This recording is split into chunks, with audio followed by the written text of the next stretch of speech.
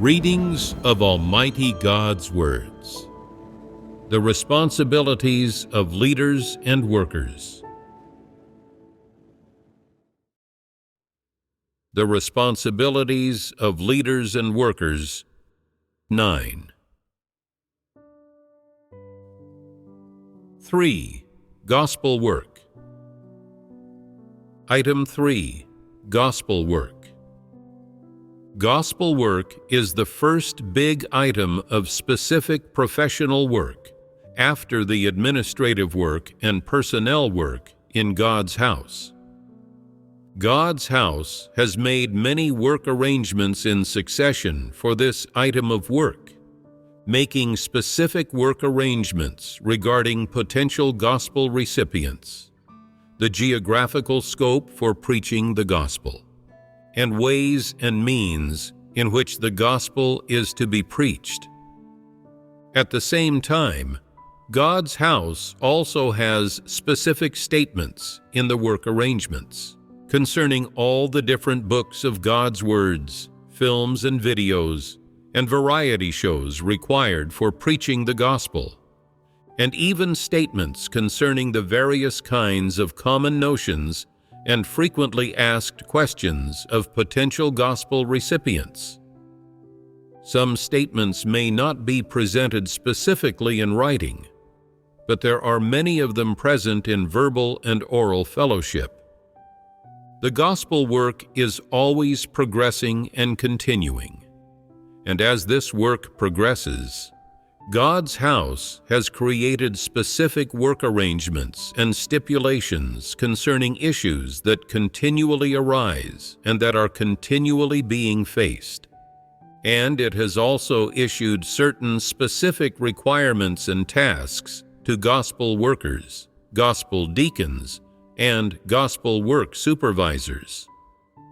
Although in this later stage, God's house doesn't say much about the arrangements for the gospel work, this aspect of the truth is fellowshipped on very frequently in the church. In particular, after the gospel began to spread overseas, God's house made specific work arrangements for translation work in different languages. Translators and gospel workers who are familiar with various foreign languages give their all to cooperate with this kind of work, and God's house has invested many of these kinds of human resources to cooperate with the gospel work, and this accords with the work arrangements of God's house. In short, the above is always personally guiding, asking about, following up on, and supervising the work of spreading the gospel. So, what are the responsibilities that leaders and workers should fulfill when it comes to this item of work? Having a supervisor for gospel work doesn't mean that leaders and workers can be completely laissez-faire, not pay the work any mind, not inquire about it, and just ignore it, thinking, let the work develop however it will. It has nothing to do with me anyway. I'm responsible for the church life and the various kinds of professional work. It's not my concern if there are problems with the gospel work. Is this okay? This is being derelict in your duty.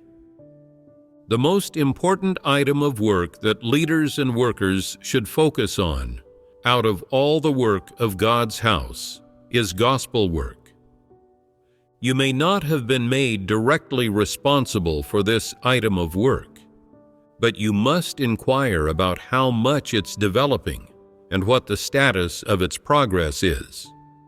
You must follow up on, know about, and have a handle on these things, especially with regard to certain important personnel, such as gospel preachers and waterers in gospel teams, as well as the supervisors of gospel work.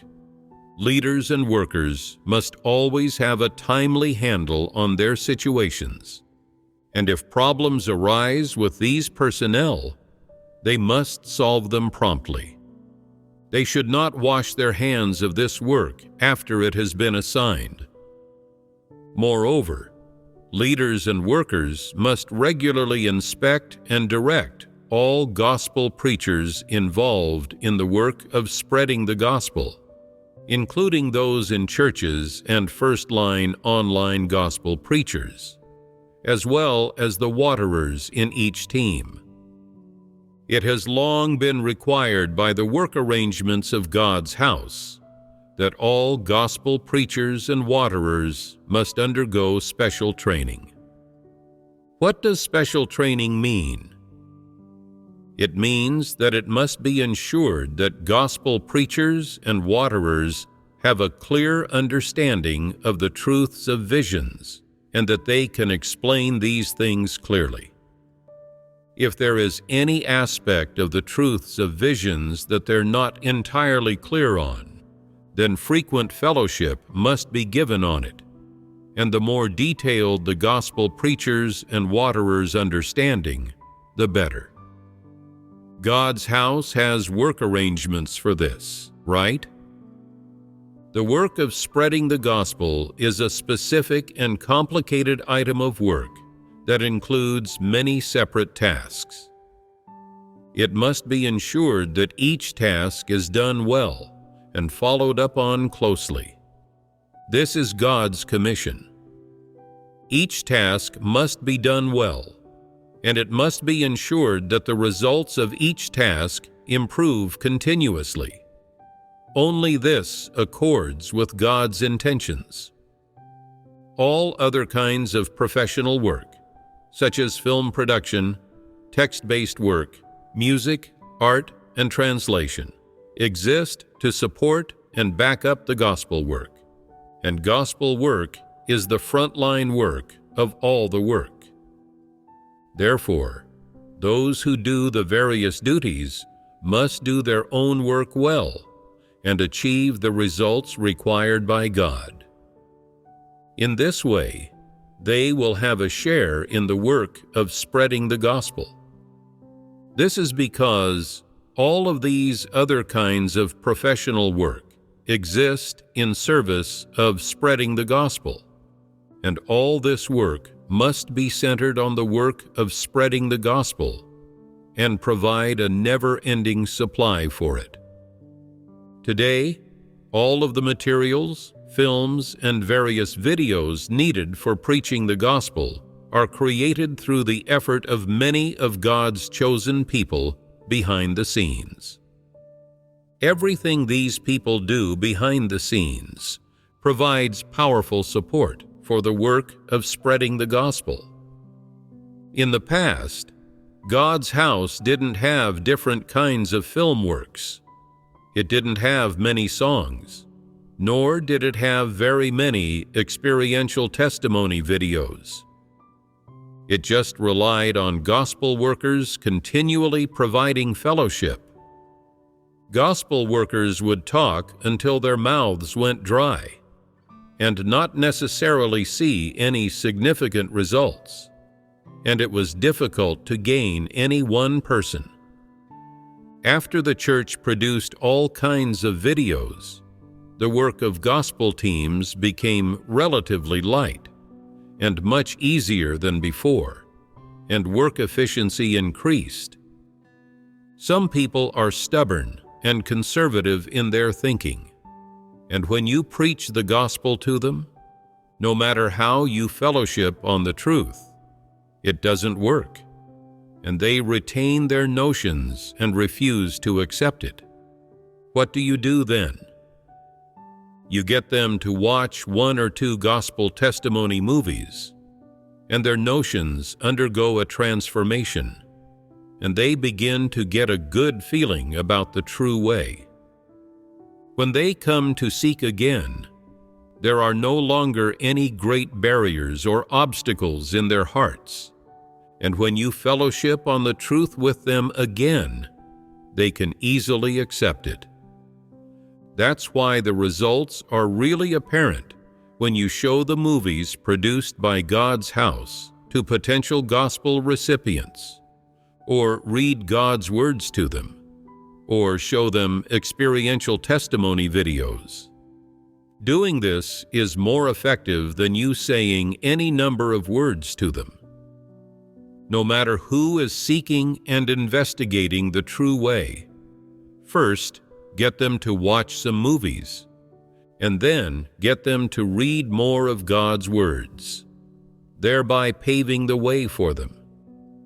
After this, fellowship on the truth with them to resolve their notions. This makes things go much more smoothly. Nowadays, those who are investigating the true way have already watched many movies and testimony videos produced by God's house on the internet, and in particular, they have read many of God's words. Before they come to seek and investigate, they already have a good feeling about the true way, and they have basically already recognized that it is the true way. Have you discovered anything in this? These movies, these videos of recitals of God's words, these experiential testimony videos, hymn videos, and so on that God's house produces are so effective at bearing testimony to God. There's no need to waste so much breath fellowshipping and debating with potential gospel recipients. Once they've watched these videos, they're able to accept the true way. This saves those who are preaching the gospel a lot of time, and it shows that all the backup support for preaching the gospel is so powerful. There is such an abundance of various kinds of resources for preaching the gospel. Many potential gospel recipients are astonished when they go online to investigate God's work, as there is so much on the website of God's house and such an abundance of content. God's words are abundant. There is an abundance of all manner of movies and videos, and there is an abundance and everything you'd need when it comes to experiential testimonies. This is truly the result of the Holy Spirit's work and guidance. This really has all come out of God's work. No matter how the great red dragon and the religious world spread rumors and smear it, it's all to no avail. In any case, the results achieved and the fruits reaped by all the items of work of God's house are clear for all to see, and they are facts accomplished by God's words.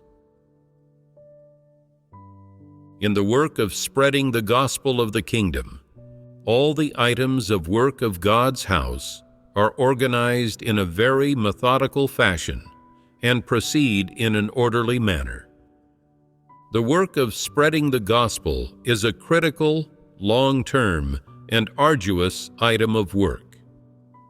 Therefore, those who take on the gospel work, no matter whether they are supervisors or ordinary gospel workers, should confirm the importance of this work in their hearts. Although you are working on the front line of the gospel and doing your duties, in your rear, which is to say, behind the scenes, there are many brothers and sisters doing various kinds of backup work, and they are the force that supports the work of spreading the gospel. What do I mean by this?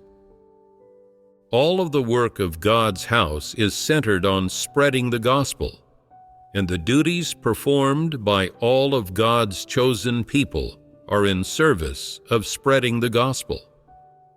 Every brother and sister who does a duty has a share in gospel work, and every item of work is closely and intimately related to gospel work. In short, every item of work, including gospel work itself, is a duty that should be done well to testify for God's work, any item of work is closely related to the most important work, which is testifying about God. This is completely accurate. Therefore, God's house places the work of spreading the gospel at the top of the list of all the items of work, and it is number one out of all the various items of work of God's house. This is entirely appropriate. It is a major, arduous, and long-term item of work, and every single one of God's chosen people, every single person who follows God, must have stamina, patience, and sufficient faith to prepare to do this work well and to fight this long battle. Whether you persevere for 10 years, 20 years, or 30 years, you must always be loyal to God, dedicate your life and your lifetime to the work of spreading the gospel, and be loyal to God till the end. This is an important responsibility that every person who follows God is duty-bound to shoulder. It is everyone's duty, and it is also the commission that God entrusts to everyone. Through this fellowship of mine, do you all have enthusiasm in your hearts, and have you begun to regard gospel work as important? Some people have said previously, "I don't understand any technical professions. I don't know how to act and can't be an actor. I don't have a solid foundation when it comes to the use of words. So I don't know how to write articles. I don't understand music, and I know even less about art. It's because I'm not good at anything that I was assigned to a gospel team." Aren't gospel teams the equivalent of a forgotten back shelf in God's house? And since I've been sent to a forgotten back shelf, do I still have any hope of attaining salvation? Is this how it is? If that's really how you understand this situation, then you have misunderstood God. Preaching the gospel is the bounden responsibility of every single person. If you are not good at anything and don't understand any technical profession, and all you can do is preach the gospel, then you will be arranged to do your duty in a gospel team. This is your last chance, and it is done to ensure that you are not wasted as a piece of material and can be made use of as much as possible so that you perform your function as a human being to the greatest extent. You are not good at anything, and you are slow-witted in everything you do, but you are able to do the duty of preaching the gospel well. And even if you are asked to do gospel recipient scouting, you can do this in a down-to-earth manner and pass the potential gospel recipients you find to the gospel preachers. At the same time, you can gradually learn how to preach about God's words, God's work, and God's intentions, and bring people before God. Isn't this your duty? Other people produce some results through engaging in text-based work, film production work, and other kinds of work. But you don't know how to do these things, and you have no special talents or gifts.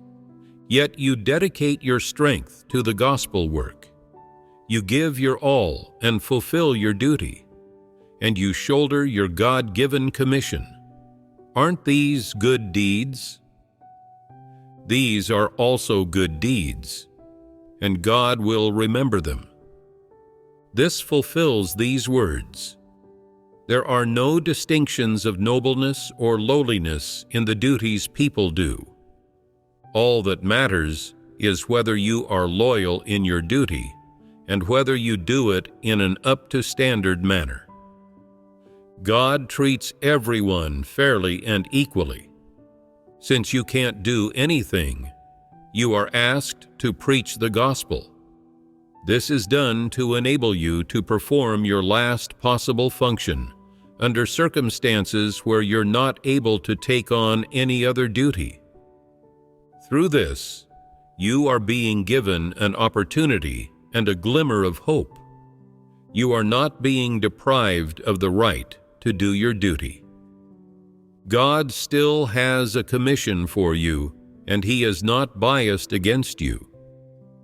Therefore, those who are assigned to gospel teams are not being sent to a forgotten back shelf, nor are they being abandoned, but rather they are doing their duty in a different place. By fellowshipping on the work arrangements for gospel work, do you now look well upon gospel work and no longer have any misunderstandings about it? So, are you going to feel smug about it? No matter what duty people do, God's requirements of them do not change. God wants their loyalty and sincerity. If you say, "I keep a low profile, I won't feel smug. I just do what God asks me to do," but you have no loyalty, no sincerity, then that won't do. Regardless of how you comprehend gospel work, in any case, if you come to possess loyalty and sincerity, then your performance of your duty will be up to standard. No matter how well you regard the duty of preaching the gospel or how positive your attitude toward it is, if you can't endure hardship and you have no stamina and no loyalty, then that won't do either.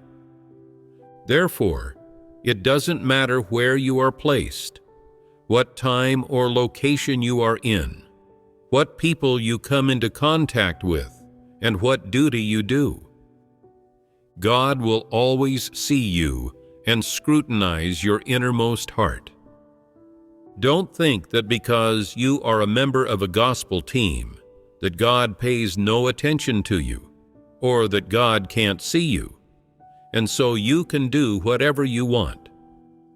And don't think that if you are assigned to a gospel team, you no longer have any hope of being saved, and then approach it negatively. These ways of thinking are both wrong. No matter where you are placed or what duty you are arranged to do, it is what you should do, and you should do it diligently and responsibly. God's requirements of you do not change, and so your submission to God's arrangements should not change either. The status of gospel workers is the same as that of those who do other duties. A person's worth is not measured by the duty they do, but rather by whether they pursue the truth and possess the truth reality. This is all that I'll fellowship on regarding gospel work, this big and specific item of work. 4. Various kinds of professional work. Item 4. Various kinds of professional work. This includes film production, text-based work, music, art, translation, and so on. Some people say, "We costume makers are also involved in film production work." Is making costumes considered a kind of work? Making costumes is included within the kinds of work of film production and music. It is a kind of support work that collaborates with these kinds of work. At every stage, God's house has specific work arrangements concerning the specific requirements for these kinds of professional work. Some are communicated in writing, and some are communicated verbally through fellowship at gatherings. However they are communicated, leaders and workers should shoulder the responsibility for them. Record the specific requirements issued by God's house for this item of work and tidy up these notes, and then provide concrete fellowship on them and engage in their specific implementation. This is also a large item of work, and it is the second specific item of work that comes after gospel work. In terms of this specific item of work, God's house requires all personnel engaged in various professions to continually study professional knowledge related to their duties, as well as search for information to ascertain what things are useful for the work of God's house. At the same time, God's house is continually fellowshipping on the truth principles and providing concrete plans for the various kinds of professional work. Sometimes these kinds of work are fellowshipped about to supervisors and team members together, and sometimes they are fellowshipped about solely to the leaders, workers, and supervisors responsible for the item of work in question. Regardless of whether they are communicated and fellowshipped in writing or through gatherings, in any case, these kinds of work are constantly being improved and standardized, and specific arrangements are constantly being made according to the needs of the gospel work. For example, say that God's house produces a movie with a relatively new theme, and the movie is shot quite professionally. After the movie is uploaded online, it receives quite a high click rate. In such a situation as this, God's house creates specific requirements for this type of work based on the feedback and the needs of the gospel work.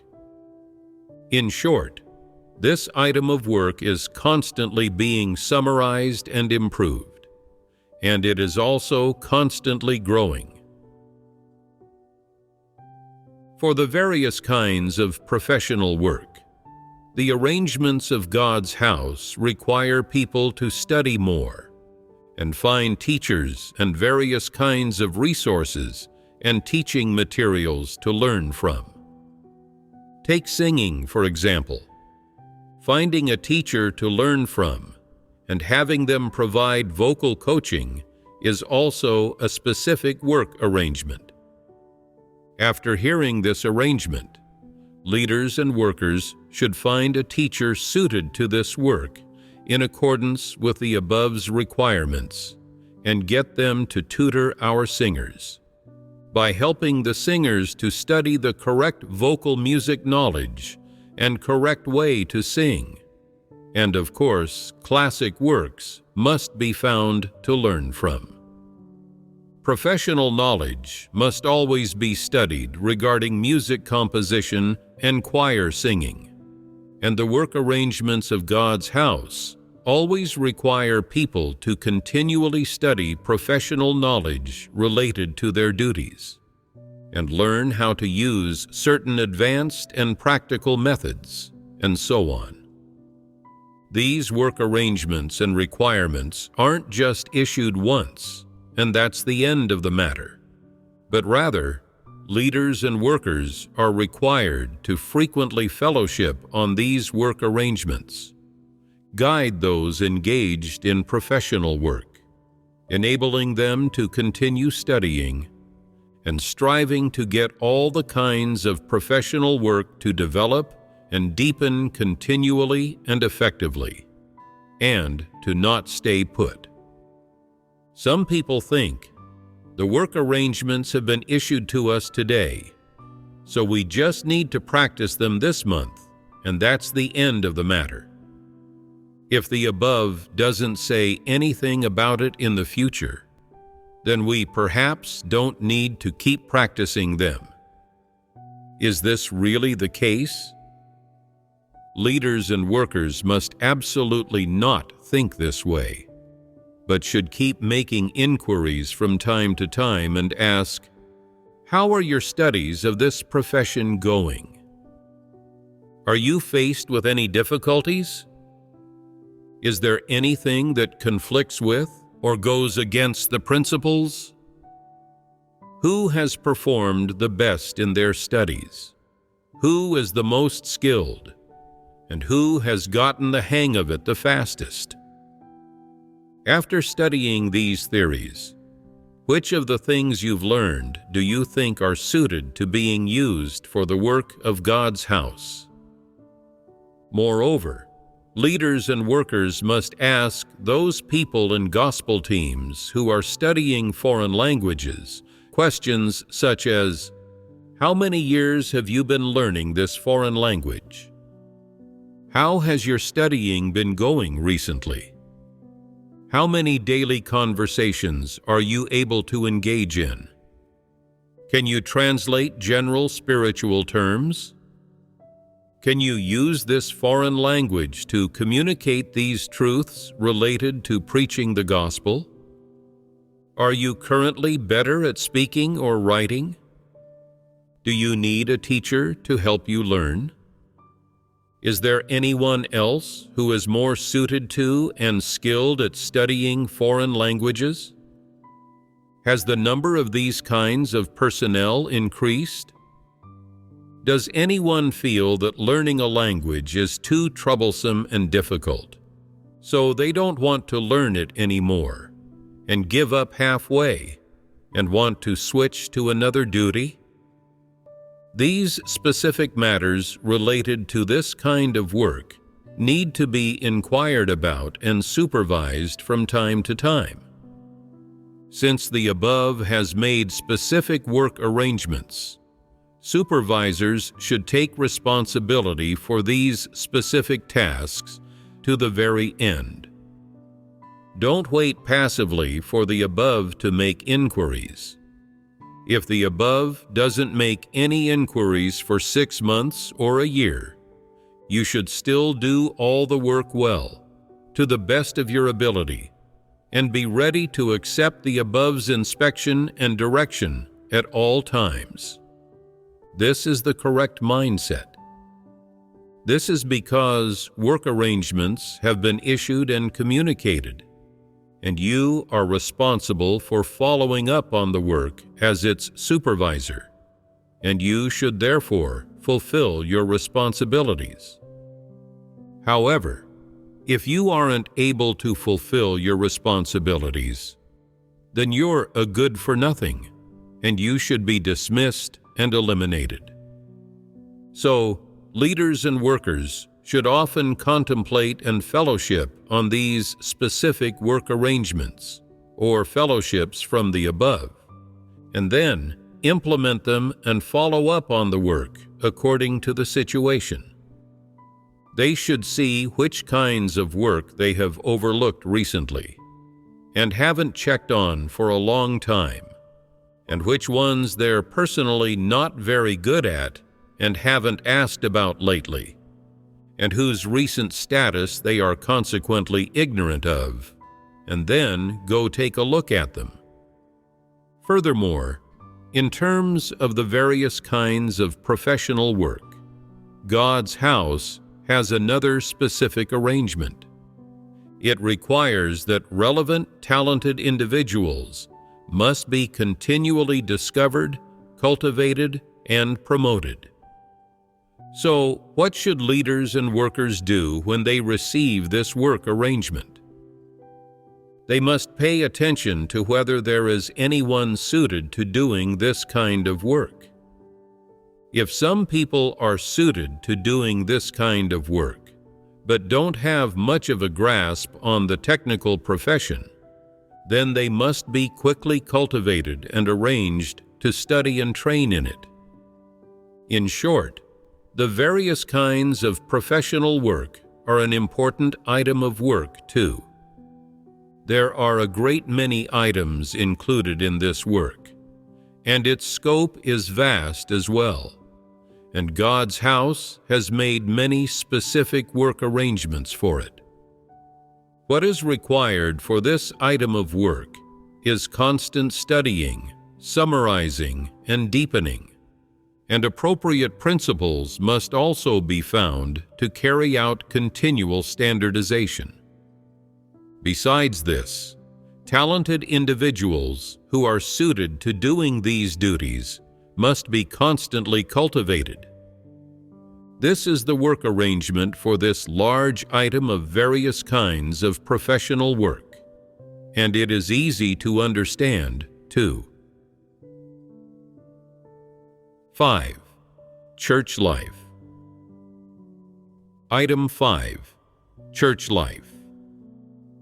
God's house has made specific arrangements and stipulations concerning the content that is eaten and drunk during the church life, the format of the church life, and the number of people who live the church life. God's house also has corresponding work arrangements concerning the format of gatherings and the content of the church life under special circumstances and situations.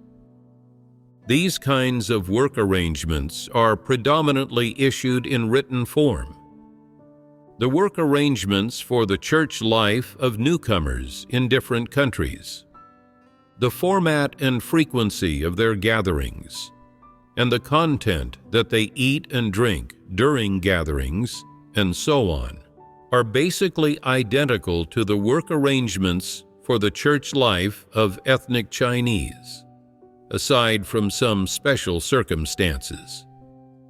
I've just given you an overview of the scope of work arrangements related to the church life. It includes the content of God's words that are eaten and drunk, and the content for fellowshipping on the truth at gatherings as they stand in recent times, and the format of fellowship at gatherings.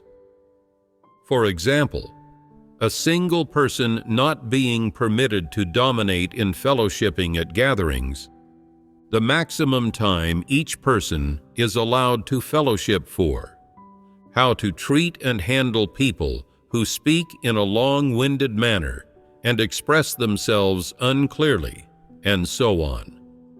There are specific statements on all of these specific things related to the church life and gatherings in the work arrangements. Leaders and workers are, in one respect, responsible for issuing and communicating these work arrangements, and, in another respect, they are responsible for fellowshipping on them clearly with brothers and sisters, enabling all the members of the church to understand them and accept them, after which they just need to strictly execute and adhere to them. In particular, those who frequently go off topic, cause disruptions, speak words and doctrines, and shout slogans when speaking at gatherings must be restricted, and there are specific stipulations regarding these kinds of special circumstances in the work arrangements. Work arrangements concerning the church life mainly relate to all the various things to do with gatherings. They are not complicated. They are very simple. And no matter what duty a person does, they just need to adhere to the principles in these work arrangements. For instance, at gatherings, gospel teams just need to adhere to the principles in the work arrangements regarding the church life. There's nothing special to them. Other teams just perform different work from other people. Everything is the same when it comes to things such as gatherings, fellowshipping on the truth, reading God's words, and fellowshipping on personal experiences. This scope is not exceeded. They just need to practice in accordance with the current stipulations of God's house regarding the content that is eaten and drunk during the church life, the form that fellowship takes, and the format of gatherings. If conditions allow, people can gather together in person. Otherwise, they can have gatherings online. This should be a very simple, clearly delineated matter. Some church members are spread across different continents and countries, with some in Europe and some in the Middle East.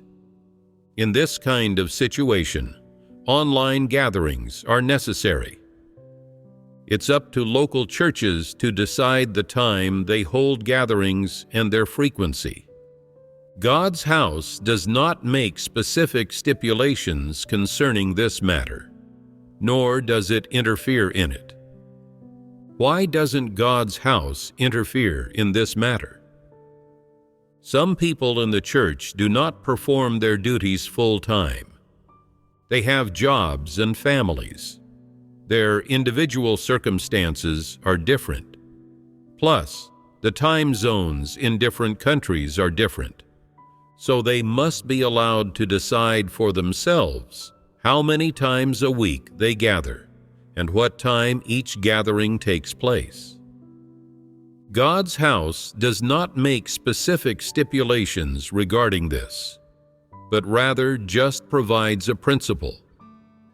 God's house has stipulated the scope for how often new believers gather together per week, and there is a difference between how many times a week those who do their duty and those who do not gather together. Is there a work arrangement that requires new believers to gather together 7 times a week? No. So, what is the number of times that new believers are to gather together per week based on? It's based on the time new believers have.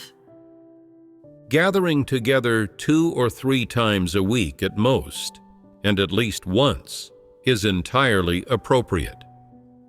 Some people say, "The people in our area are very idle during the slack farming season, so everyone wants to gather every day. We'd even be fine with gathering twice a day." We really want to gather. The hearts of new believers are filled with enthusiasm, and they always want to understand more truths. If their family circumstances allow, then it's a good thing if they ask to attend more gatherings, so long as it doesn't impact their daily lives. The specific number of times people should gather together every week should be determined according to the family and work situations of God's chosen people in each area. God's house does not make specific stipulations regarding this matter. Those of God's chosen people who have the conditions to do so may gather more, and they will then understand more truths and achieve life growth faster. This is a good thing. However, those without the appropriate conditions will not be suited to gathering in this way, and it is fine for them to attend at least 1 or 2 gatherings per week. The number of times churches in different areas hold gatherings every week is up to God's chosen people to decide, and no one should interfere with this. The most important thing is that gatherings are held so that people can understand the truth, and not for any other reason. Therefore, the number of times each church holds gatherings is decided according to its specific circumstances. If God's chosen people can attend an extra gathering per week, then that is more beneficial for their life growth.